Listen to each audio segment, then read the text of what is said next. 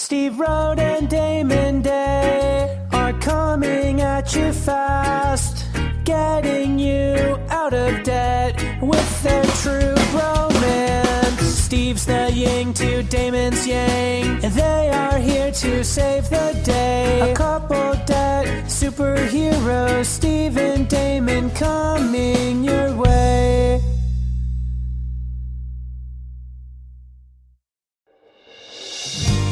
Welcome back to the Get Out of Debt podcast with your debt expert, Steve Rhode. Steve is an expert in helping people get out of debt and assist people for free with advice and guidance through his site at getoutofdebt.org.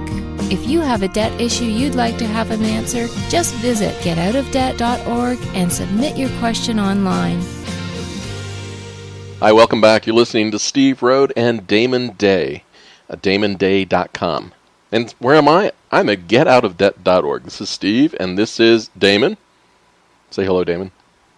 Hello, Damon. There you go.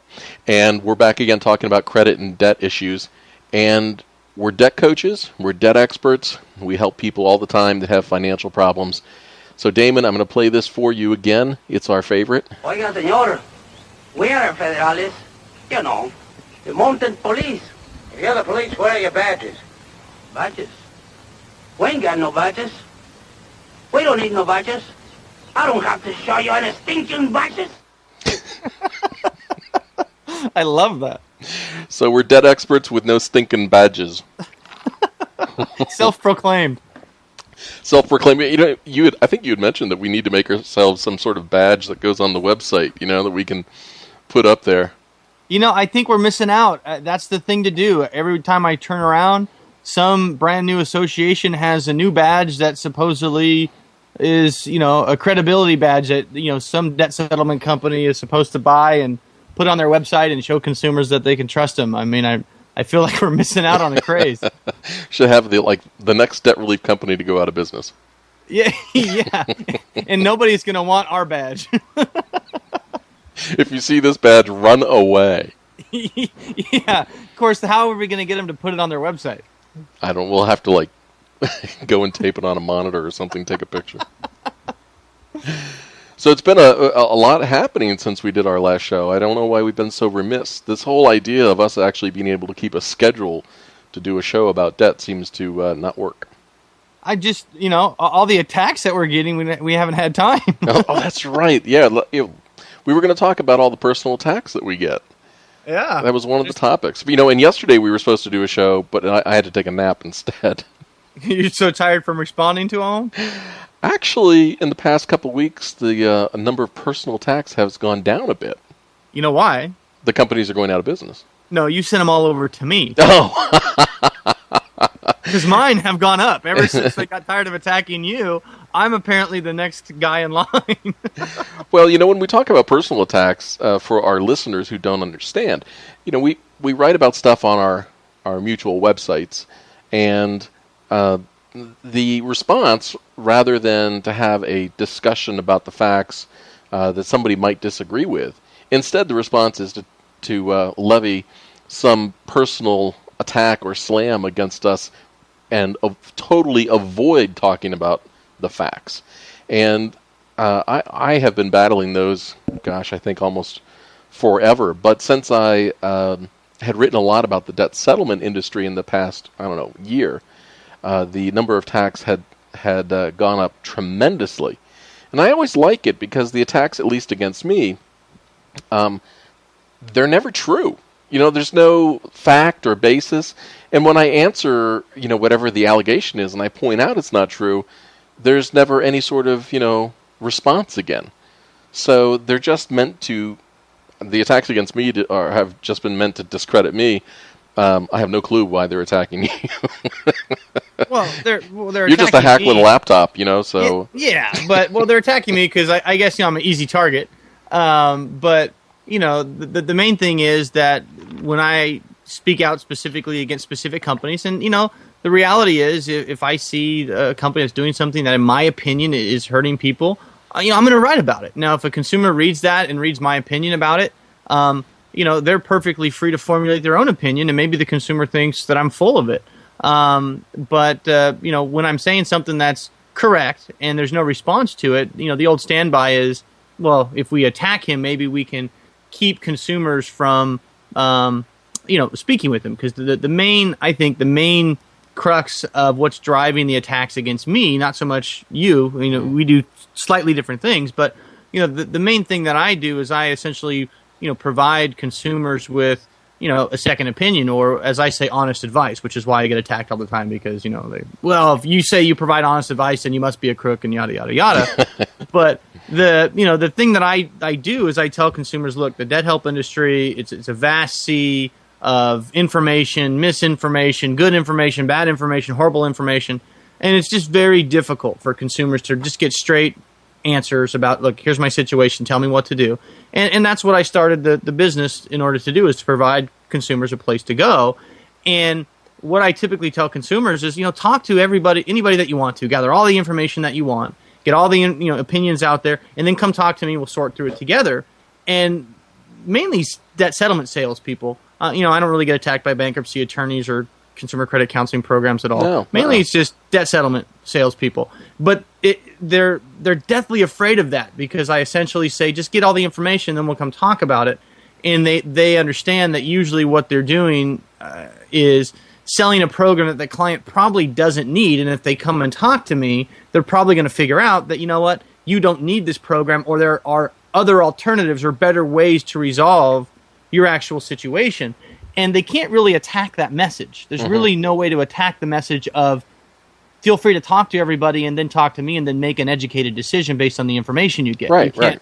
You can't really go after that. So you have to basically attack me and, Damon knows back taxes, and he's not a licensed CFP, and he's a menace to society, and all of these things. And don't ever talk to Damon, because he's just a money grubbing individual trying to get you to pay him and steal our clients. The reality. The reality of those attacks is that in the long run, they only serve to drive more people to your site. And also, if you're saying something that somebody feels compelled to launch a personal attack at you, that you're probably striking very close to home. You're hitting the truth.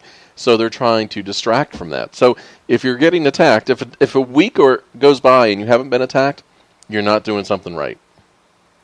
Well, yeah, I heard a quote once. It was actually from one of my clients that was, he saw, an attack website where, if you want to see what we're talking about, just do a Google search for Damon Day. And, on the first page of Google, you'll see an anonymous, supposedly, attack on me. Very weird website. There's no links to it on it, or off of it. No header, no footer, no name.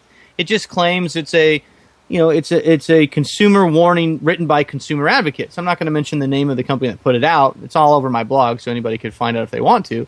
But it was written by a debt settlement company, basically to slander me, in the hopes, I assume, to scare people away from talking to me, because if they talk to me, they might not then purchase the very expensive debt settlement program, because it might not be right for them, but they went out and put out that attack directly about me personally, just to try to scare people away from me. So, but like you said, Steve, what that does is that causes consumers to say, who's this Damon Day guy, and what's all this stuff about him? And then they Google my name, and then they look at my website, and they read what I have to say, and then they look at what these attacks have to say.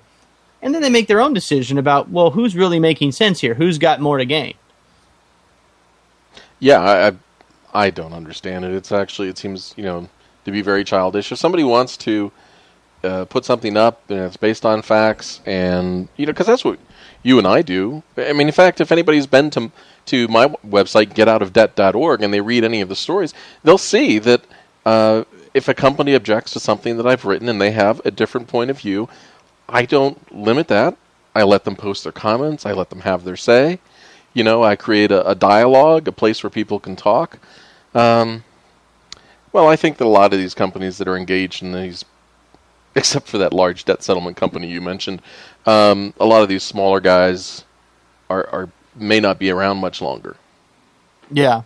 Well, and I think that has a lot to do with it, too, where they feel like, their back's up against the wall. They've been charging this, flat fee, and they've been arguing for so long. It's the only way to do it. You can only do business like this, and they front load their fee. And the reality is most of the clients that end up signing up don't end up succeeding in the program for various reasons, mainly because they probably should never have been in that program in the first place and didn't have the correct financial circumstances. But with the passage of this new FTC law, these guys aren't going to be able to make the transition because they just don't know how to do business in this industry in a way that actually requires them to perform the service first and then get paid, because they haven't really ever had to focus on that. Up until the passage of this law, they always got paid regardless, as long as they got the client to agree to sign up. It was more about, selling what the client wants rather than providing what the client needs. Yeah. And so these guys are going to be going out of business in droves. And, people by human nature are not going to blame themselves. They're not going to say, well, it's my own fault. I should have, actually been focusing on helping people.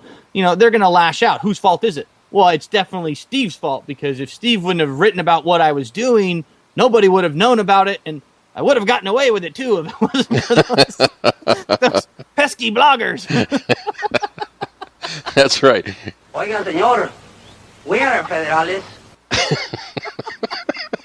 So naturally, they're going to blame you, and to a lesser extent, me. I mean, you write 4 or 5 articles a day. I know you say you don't, but I think you have a staff there, because I'm lucky to put out 1 article a week. But so you get the brunt of it. But lately, I've noticed it's been deflected towards me, because on your site, you when people have a problem, a lot of times you say, well, give Damon a call and he can work through it with you. Yeah. So naturally, they say, well, who in the heck is this Damon Day guy? He must be a scam. This guy. So I appreciate the flack, but as you said, it actually does bring more awareness to my message. So I'm fine with that. Yeah. I mean, nobody's ever raised an issue that there isn't an answer for. Oh yeah, So in fact, I'm in the middle of an argument right now with multiple debt settlement salespeople. They always like to gang up on me, and I simply asked a question that just basic, because they were defending their front-loaded fee model and how I'm an idiot because I think you can run a settlement company without doing a front-loaded fee, even though there's plenty of companies that have been doing it for years. So it's not like it's my theory, even though they claim it is. Yeah. But I basically like to always kind of say, well, just explain to me how a front-loaded fee model, which you do, is beneficial to consumers and creditors, because they always talk about, well, we're a great company, we're trying to do the right thing, we're really helping people. Look at all these people we've helped. And I always say, okay, that's fine. Just explain to me how, financially speaking, it's beneficial. And up until yesterday, no debt settlement person has ever responded, because they knew what that would mean if they jumped into that fray. It wouldn't turn out well for them. And most of them have been, aloof enough to say, well, okay, checkmate, I'm not going to jump into that because he's going to nail me. It's not good. But somebody did respond, huh? Somebody responded yesterday, to my amazement. Oh, to your amazement? To my amazement. Because they usually never do. But here's the response. The front load, basically the crux of her argument was that it's better for, I can't even say it without laughing.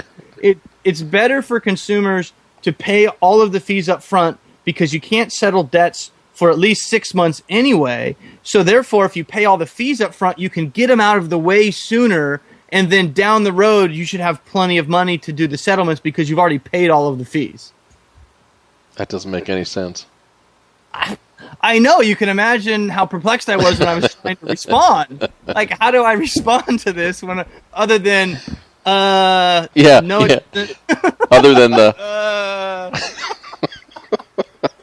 But that's the kind of stuff I have to deal with. There's a reason why debt settlement salespeople usually don't try to answer that question, and this is why. Because now, of course, this person has not, disclosed who they are or who their debt settlement company is. So it's not like I can very easily say, well, if you think this person might not be, in your best interest to talk to, you might not want to call this company. They always do it anonymously, but somehow I have a feeling she's not going to respond again, but maybe she will, because her company might be going out of business, and these guys are going to have a lot of idle time on their hands to be blaming people.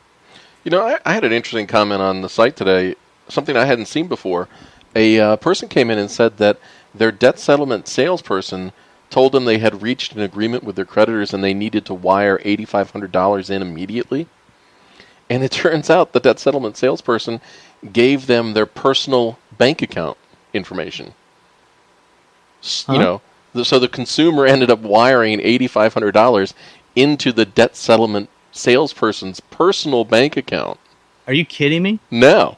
And the company said, since they didn't have anything to do with that, there was nothing that the consumer could do against the company, but that they would be happy to repay the $8,500 in installments. They worked out an installment agreement. I'm glad they didn't try to settle that with me. Yeah, I know. I'm surprised. Will you take 40 cents on the dollar? I just hadn't run into that one before. Well, I mean, the consumer would, I don't know if it'd be worth it. Obviously, if they're getting the money back, but you think there'd certainly be a case against the individual for fraud. Yeah, I know. Yeah, that's what I said in my response. Wow. So, I mean, these companies are trying to fall apart at the seams, and these guys are just going rogue and trying to glean what they can get. Now, talk about stealing from the consumer. Here, let me do you a favor. Here's my personal account. Yeah. Just to expedite the process along. Yeah, don't tell my debt settlement company I work for. Yeah. So listen, you know how competitive it's getting right now. Guys are scrambling, and they're worried about going out of business, and they're doing stupid things like the thing I just mentioned to you. So listen to this. This is an ad. I'm gonna give you the background anyway, so when you listen to it, you'll really be able to appreciate it. This is a credit counseling group in Hawaii whose competitive advantage is they're located on the island and not one of the mainland scammers. Okay? They're just an island scammer? I don't know. I'm not calling them a scammer. But listen to the part of this commercial, okay? You know, these companies are unreal on the mainland, offering credit card bailout programs. Let me tell you something. There are no credit card bailout programs. It's amazing what some of these 1-800 companies are going to tell you to get your last penny. Learn the truth from a Kama'aina company that does business the island way, from the heart. Call Gateway Educational Services. They're going to give you a free, confidential, face-to-face meeting. You can talk story, even learn the truth for true financial freedom. Look, stop wasting another minute or dollar chasing the tails of mainland credit counseling companies. You know, that's interesting, face-to-face meeting. I wonder if that has anything to do with the new FTC amendment. I don't know. Could have something to do with it's an island. That's true. Just walk over. I totally missed that, that thing about we're going to treat you better because we're a Kama'aina group or something, or I think it was probably something different than that. But now the advantage is you need to work with us other than somebody else because we're on the island. Yeah, we're out of the reach of the FTC. Yeah. But their whole thing is from the heart essentially. It's like, everybody on the mainland is out to scam you, which for the most part I agree with them. Well, yeah, not everybody, but most. Okay, so let me play it one more time. Okay. You know, these companies are unreal on the mainland, offering credit card bailout programs. Let me tell you something. There are no credit card bailout programs. It's amazing what some of these 1-800 companies are going to tell you to get your last penny. Learn the truth from a Kama'aina company that does business the island way, from the heart. There you go. From the heart. From the heart. So it's kind of like the old, Christian debt relief strategy that we have here on the mainland. Yeah, that's right. You don't want to work with anybody. You got to come to the Christian company. And I have no problem with doing business in the Christian way. I'm a Christian myself, but I've found not every Christian company obviously, but I've found a lot of these debt settlement companies that are out there. We're a Christian company. Everything's kind of cloaked in Christianity. Mm-hmm. They're doing the exact same thing that all these other companies are. They're just kind of using it as a hook to say, well, you can trust us because we're Christians, and it's. I think that makes me even more upset than these other guys that are at least aren't. At least they're semi-open about how bad they're ripping people off. Yeah. Well, I'm actually Presbyterian. A what? Presbyterian. You've never heard? Well, when I die, my soul goes up on the roof and gets stuck. Okay. I was feeling grossly inadequate for a second. Presbyterian. Yeah, Presbyterian. My brother's a pastor, so I'm thinking like, okay, if he's going to listen to this, Presbyterian, I don't know what a Presbyterian is. Never heard of it. That's why. Señor, we are federales. See, if you had a badge, you would have known that. I would have, if I had a badge and accreditation from an organization, I'm sure I would have known that. Yeah. Well, you're going to get a personal attack about that now. Hey, and while we're talking about marketing, all right. So here I am. I'm cruising along the internet. And there's this ad for a car dealership. That part of the benefit of going there is that they have low interest rate programs, low money down, and will repair your credit. All in one day? Oh, yeah, I mean you can go to the Nissan dealer and get your credit repaired. Yeah, you just go in there, sign here, get a free credit tune up, and drive out with this shiny new car. I'm serious. Here it is. Hi, my name's Greg Williams, and I'm a certified sales consultant at Nissan of Union City. Get great deals now. Nissan of Union City is discounting all of its inventory. Plus, we're offering auto refinancing, 0% interest, and credit rebuilding counseling. Only at Nissan of Union City, 4080 Jonesboro. Oh, credit rebuilding counseling. Yeah, credit rebuilding counseling. Is that kind of like, hey, buddy, your credit's bad. You need to fix it. Yeah, and then we're going to sell you a car. Yeah. Come to Nissan. We offer credit rebuilding counseling. Well, value-added services, Steve. It's all great these days. Yeah, but you know what? I do have to admit that Nissan of Union City is not on the Big Island. They don't do business the island way. From the heart. Mahalo. So, I wrote an article and I published it today. This guy, I got this press release recently, and the name looked really familiar. Okay, and the guy, his name is Harvey Warren. And I thought, Harvey Warren, I've heard that name before.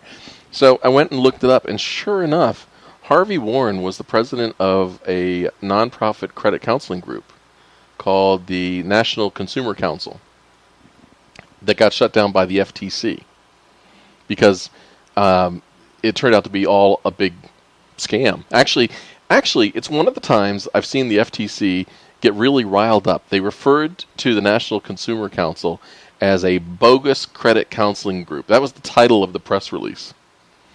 So this guy is apparently back, and not only did the company get shut down, but there were some other people that were involved in this thing too. And one of them is a guy named Walter Leda. He's the CEO of Morgan Drexen.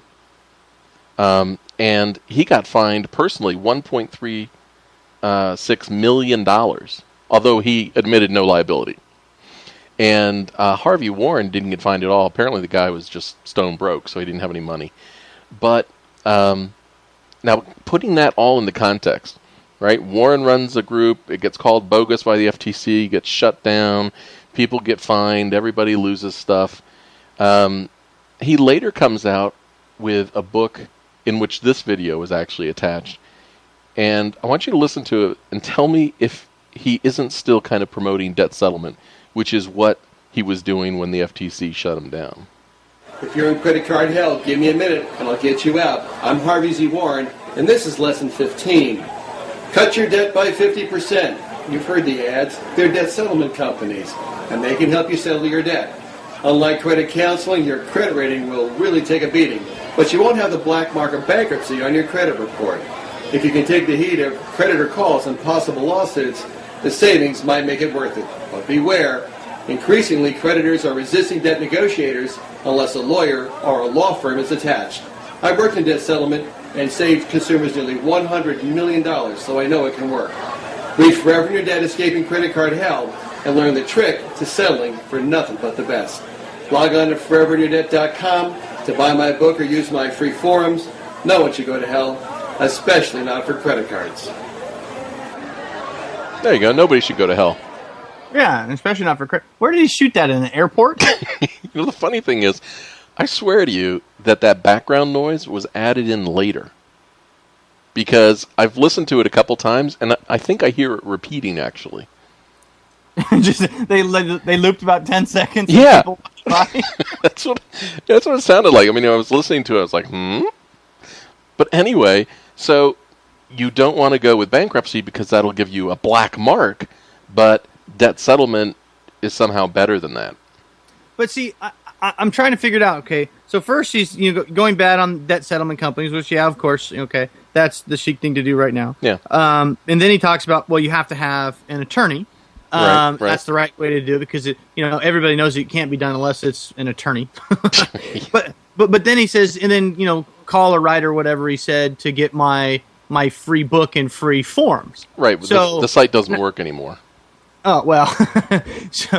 So I don't know if he's pushing his book and his forms that he's going to teach you all of his secrets, or he's pushing a debt settlement program. But he's certainly not proffering an alternative to debt settlement. He's saying you need to settle your debt so you don't go to hell. I know, but it's just amazing. I this article that I posted was kind of, a look at debt history. About how these things tend to repeat themselves. So this whole thing with the National Consumer Council happened. It started happening about a decade ago, and it's just coming around again. It's just one bogus thing after another. And consumers have a tough time figuring it out. Yeah, and right now it's debt settlement, and then once debt settlement kind of gets regulated to the point, like when you look at credit counseling now, you had all this stuff that was going, and credit counseling, you know this much more than I do because, I was still in high school when you were doing this stuff. Yeah. Because you're old. I know, I'm much older. I need naps. Yeah. When you email me at 2 a.m. and say, well, I got to cancel the show because I got to take, or 2 p.m., I got to take a nap. I'm thinking, oh, geez, we're losing him.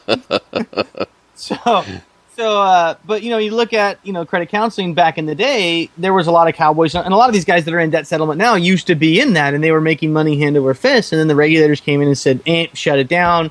You guys are taking advantage of people." And then a flood of people just came over now debt settlement, and they've been cowboying that industry for 5, 6, 7, 8 years now. Yeah. Well, once the regulations kick in, and now you don't hear a lot of scams anymore about credit counseling. You don't really hear that much stuff about that. You don't see them everywhere.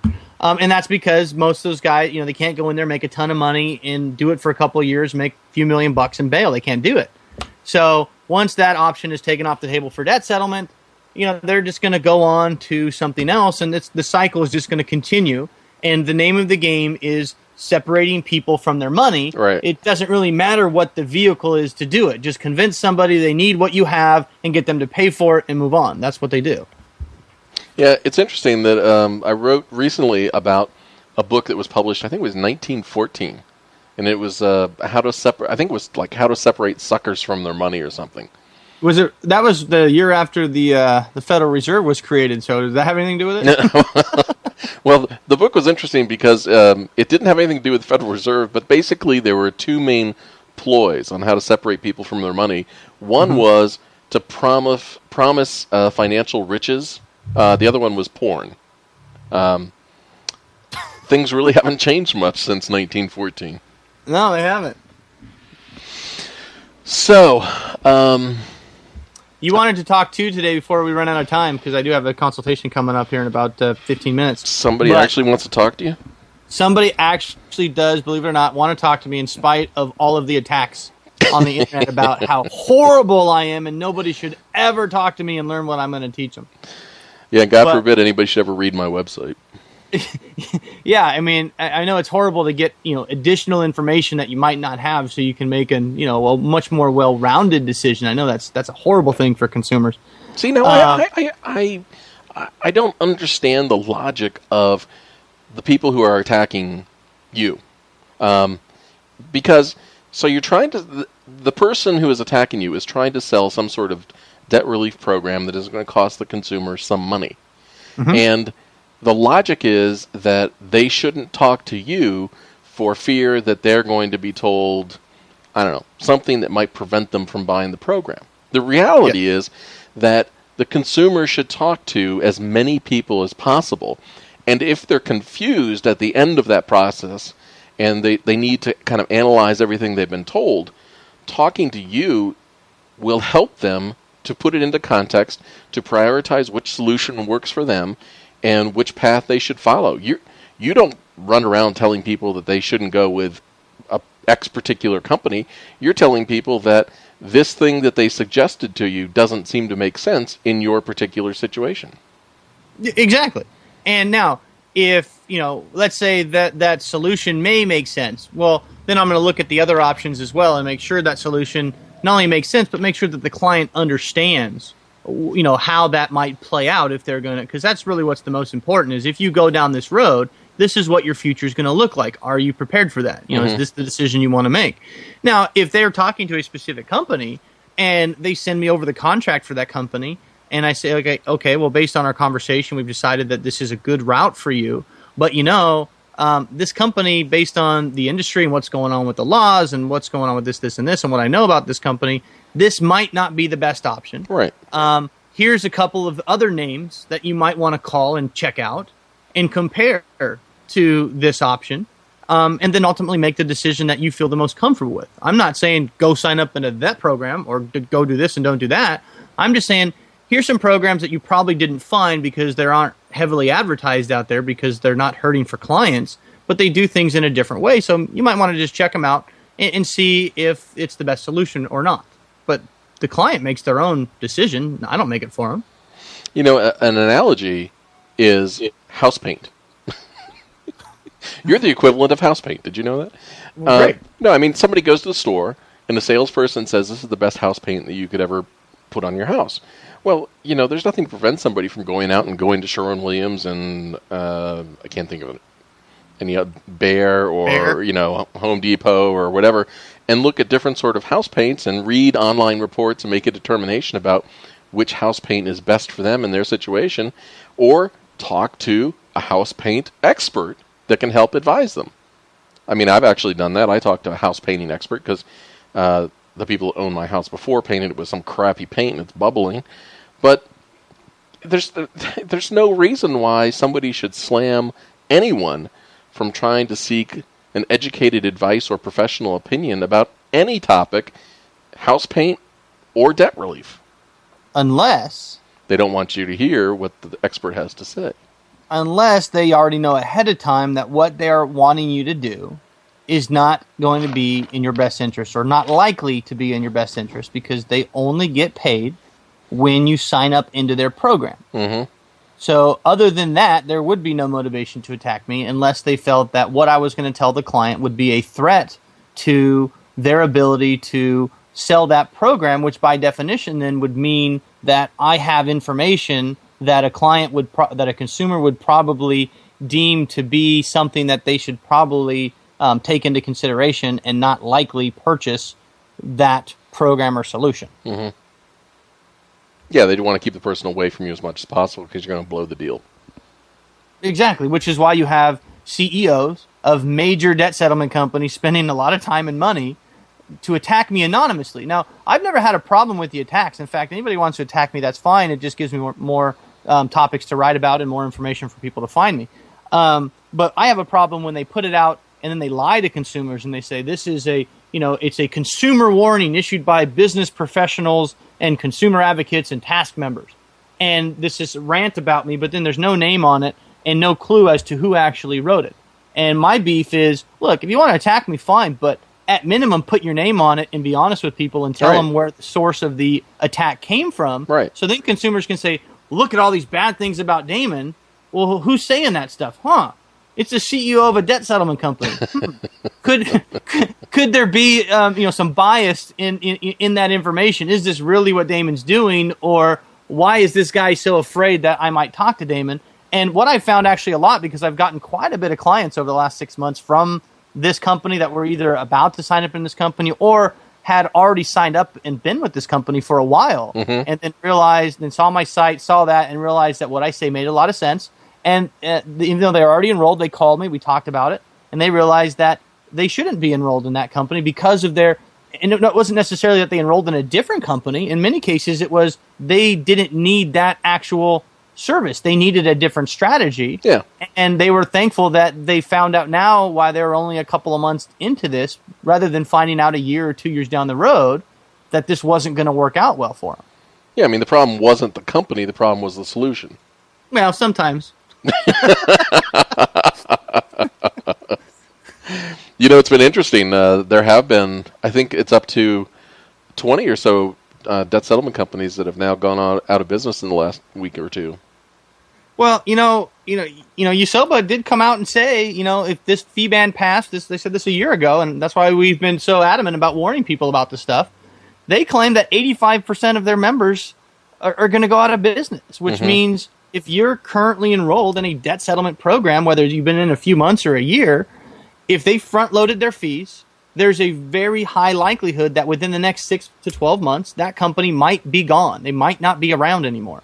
So when you say front-loaded fees, you mean when you signed up for the program, most of the fees for services that were based upon the amount of debt that you enrolled were paid within the first 6 months or the first front 50% of the program or something like that. Well, yeah, even like say they put you on a 4-year program, which is a problem in and of itself if you're in a debt settlement company. But then when you look at the fee breakdown, they roll it all into nice, neat monthly payments. So it's like a car salesman does. So you usually don't really know how much you're actually paying for the car. It's just about the monthly payment. But you've got this 48-month plan, and over the first 12 or 18 months, a big chunk of that payment is going to the fee. So after a year and a half or 2 years, you've paid every single dollar of the fees, but there's still 2 years of services left that someone else has to now pay for because you need this help and you've already paid. So when this fee ban goes into effect, these companies can't charge you like that anymore. So it's going to be a major strain on their cash flow. And, a lot of, cash flow is an important part of running a business. And if you run out of it, it's a major factor into seeking bankruptcy protection for businesses. If they just don't have the cash to meet the bills, that's why they go bankrupt. Wouldn't the irony be if debt settlement companies went out of business but tried to settle their debt? Yeah, but they're not going to because they're going to realize that bankruptcy is going to be a better option for them. Exactly. So they're going to be presented with a different option rather than just trying to make a decision based on the one option presented. So while we're talking about bankruptcy, awesome segue, by the way. Not too long ago, I went out and we shot 3-part series of talking to homeless people and having them answer questions from my getoutofdebt.org site. And this week's segment, which just appeared on the website today, is all about bankruptcy. And I think what's interesting is when it was we talked to the 2 homeless people were Wilhelmina and Robert. And when we talked to Wilhelmina, at first she was like, no, nobody ever should file bankruptcy. But you'll hear what she says after that. So I was thinking, everyone has an opinion about money, credit, and debt issues. So let's hear from some of them. But who can we talk to? Well, why not talk to those left alone in a city or town? People with the life experience to help others that are often overlooked and discounted. Many see right through their faces, passing with averted gaze, trying not to make eye contact, in order to pretend they're not there, but they are. So I thought, why not stop and talk to the forgotten, and ask the otherwise overlooked to share their opinion and experience to help others, maybe even you. And that's how I came up with the Homeless Project.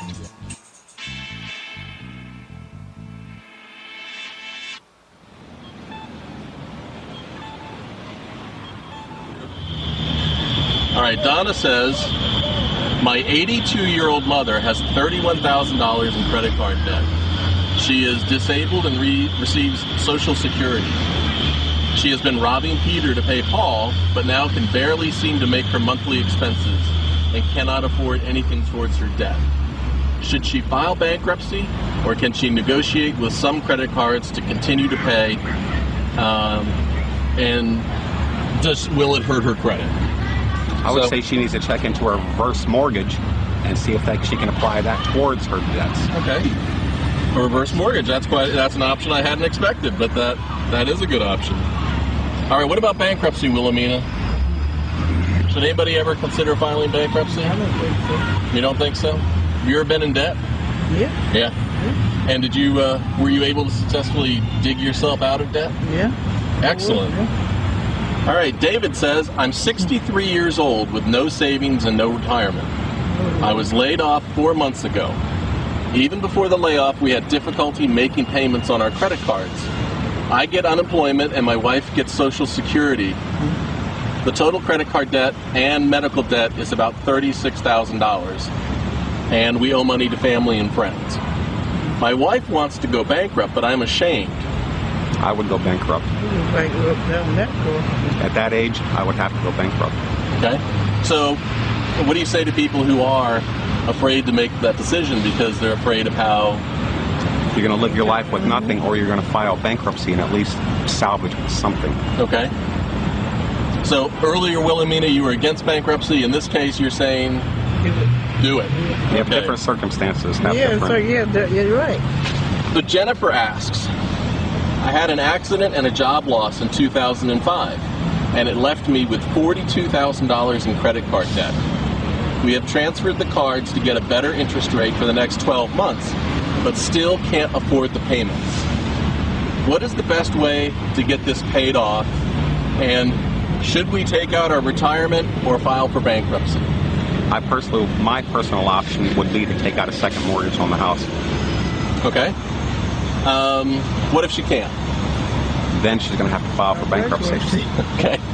Bankruptcy still comes up. It does. It does. And again, I'm going to remind everybody that a while ago you said bankruptcy is off the table. Well, circumstances. Circumstances change. Yeah, they do. There you go. Who was the gentleman there? He got quite a good head on his shoulders. Yeah, Robert. He came out with the whole reverse mortgage thing. I was like, You weren't expecting that? Like, where did that come from? Yeah. All right. I didn't know that we had a CFP that was homeless on the streets of Raleigh, North Carolina. No, but it was it. He was pretty astute. Yeah, he's pretty astute about, talking about, the guy's age and, bringing that into the equation. He's more astute than many debt settlement salespeople. I'll give him that. The funny thing is that, so Wilhelmina at first totally against bankruptcy. There's no way I'd ever do that. And then by the end of the third question, she's like, do it! But it's interesting that even as astute as Robert was, he didn't come up with debt settlement once. Yeah, that's interesting. But, debt settlement people play on that fear of bankruptcy. And I'm not saying that bankruptcy is right in every situation, but it should never be discounted as something to not even be looked at if you're struggling. Because if you don't even look at it, then you're not going to know. But debt settlement salespeople play on that fear because what happens is people can't afford their monthly payments anymore. Maybe they meet with a credit counseling program and they say, I'm sorry, you just don't have enough money to make ends meet. And when that happens, the credit counseling program counselor usually says you should go file bankruptcy. And then people say, oh my God, I don't want to file bankruptcy. What else is there? I know there's something else. And they go out and they find it. And what that is debt settlement. And then the guy's like, well, this is what we can do. We can cut your payments in half. We'll cut your debt in half. 4 years, easy peasy, bada bing, bada boom. Everything's done, no problem. And that sounds great. And you don't want to file bankruptcy because that's the most horrible thing ever. And you really have to do these low monthly payments and we'll settle your debt. And we do this all the time and don't worry about it. And that's why people end up signing up for these debt settlement programs in droves because they're not being told the truth about what they really are, what they're really going to do, and whether or not it really is even a financially feasible option for them because there really is no such thing as a monthly payment in a debt settlement program, even though that's how they're pitched.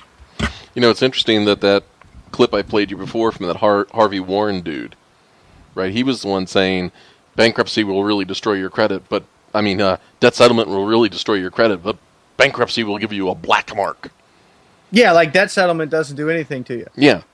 It's interesting because, they don't mention that you're going to be delinquent on your debts. That's reported for 7 years. You're going to settle your debts. That's going to be on there, for, again, the same 7 years. The amount of debt that was written off will show up as a black mark on the credit report, on and on. So to say that bankruptcy is worse than any other solution is wrong. It is just a different solution. Yeah, and by the time you get to the point where your only two options that you think that you can think of are debt settlement or bankruptcy, you really don't have what a consumer would call a good option left because a consumer doesn't look at either of those two as good options, even though from a financial standpoint they may be.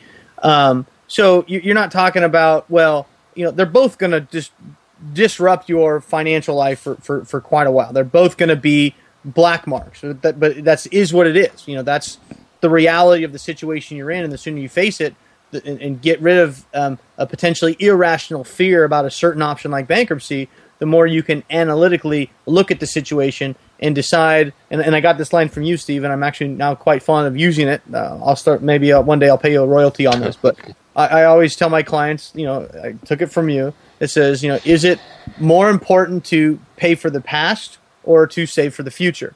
And when I talk to clients, the two biggest things that come up when I'm talking to clients, because I always ask about their goals. That's one of the things that makes me very different is I never will make a recommendation to a client unless I understand the context in which I'm making the recommendation. And if you don't understand the client's goals, you're not making a recommendation in context. And if you talk to a debt settlement salesperson and they throw out a solution when they don't even know really where you're at in life or what you're trying to do, then they're not giving you advice. They're telling you to buy something that they don't even know whether or not it's going to work.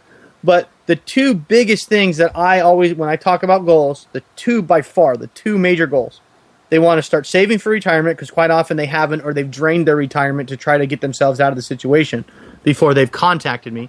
They either want to start saving for retirement or save for their kids' college. Yeah. Two main goals. And both of those goals, debt has an opportunity cost for both of those goals. Exactly. So unless you understand what those goals are and what they're trying to do, you can't bring that opportunity cost into the equation, because sometimes, even though bankruptcy might not be something you really want to do or you're ashamed, if you can qualify for a Chapter 7 or whatever and literally wipe out your debt, and one of your biggest goals is your kid's going to college in 5 years and you need to accelerate a college fund, or you're going to retire in 10 years and you're starting with nothing, well, that you have to put a major importance on the opportunity cost of, if you got $100,000 in debt and you had to raise $50,000 for the next 2 or 3 years to settle that debt, what's the opportunity cost of that $50,000 that you could be putting in a pre-tax retirement account and accelerating, that retirement account so you actually have something to live on in 5 years when you retire? Is that more important than, debt settlement might be a little less negative on my credit or something like that? You have to have that context. Otherwise, you can't tell them what they really should do. Well, Then you have people who say, well, I can't go bankrupt because I have a responsibility to pay this debt back. But yes, in that situation that you used, but don't you also have a responsibility of saving for your retirement, which is upcoming, so that you don't live on dog food? Mm-hmm. Yeah. It's just a matter of prioritizing what reality is instead of reacting to fear. Yeah, and that's why, financial advice given out of context is a sales pitch. That's all it is. Hey, listen, I hate to cut the show short, but you have a consult in 1 minute. I do. So let's wrap it up, buddy. All right. Did you ever come up with a close for this show? No, you just kind of took it over, and I'm too busy fending off attacks. All right. Well, you've been listening to Get Out of Debt with Steve Rhode and Damon Day. And we'll be back again real soon talking about scams and helping to keep you safe. Stay safe for now. Bye-bye. You've been listening to the Get Out of Debt podcast with Steve Rhode. If you'd like to avoid get out of debt scams, learn how not to be a victim from debt relief offers, get free help for any debt problem, or if you have a question you want to ask, just visit getoutofdebt.org. And while you're on getoutofdebt.org, you can subscribe to the free daily feed for all the latest help and information.